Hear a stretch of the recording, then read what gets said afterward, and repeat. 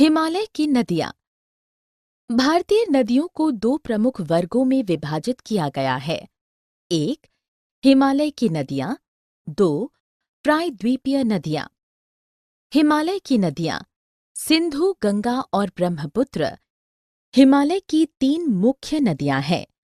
ये नदियां प्रकृति में 12 मासी हैं। सिंधु नदी तंत्र। सिंधु, जिसे इंडस भी कहा जाता है, 2900 किलोमीटर लंबी है। यह जम्मू कश्मीर में लद्दाख से भारत में प्रवेश करती है।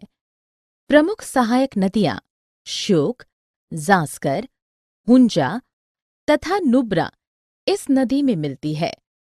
यह बलूचिस्तान तथा गिलगित में बहते हुए अटक के निकट पर्वतीय क्षेत्र से बाहर निकलती है। विभिन्न बिंदुओं पर सतलुज, ब्यास, रावी, चेनव तथा झेलम आपस में मिलकर पाकिस्तान में सिंधु नदी में मिल जाती है।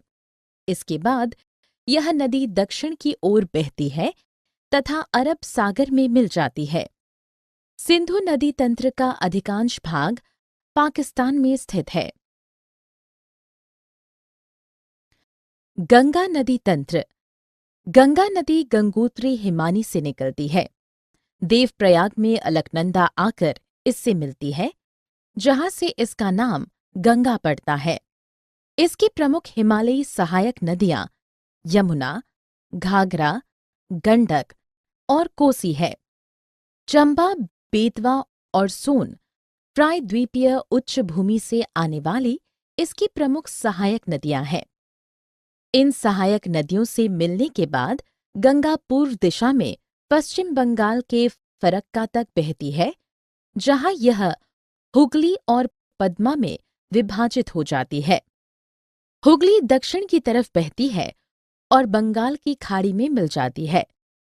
पद्मा बांग्लादेश में बहती है, जहां इससे आकर ब्रह्मपुत्र मिल जाती है। अंत में यह बंगाल की खाड़ी में विलीन हो जाती है। गंगा नदी की लंबाई 2500 किलोमीटर है। ब्रह्मपुत्र नदी तंत्र। ब्रह्मपुत्र नेपाल हिमालय से निकलती है। हिमालय के समानांतर बहते हुए यह नदी नमचा बरवा के पास अंग्रेजी के यू अक्षर जैसा मोड़ बनाकर अरुणाचल प्रदेश में प्रवेश करती है। यहाँ इसे दिहोंग के नाम से जाना जाता है। दिबांग और लोहित जैसी प्रमुख सहायक नदियां इससे मिलकर असम में ब्रह्मपुत्र का निर्माण करती हैं।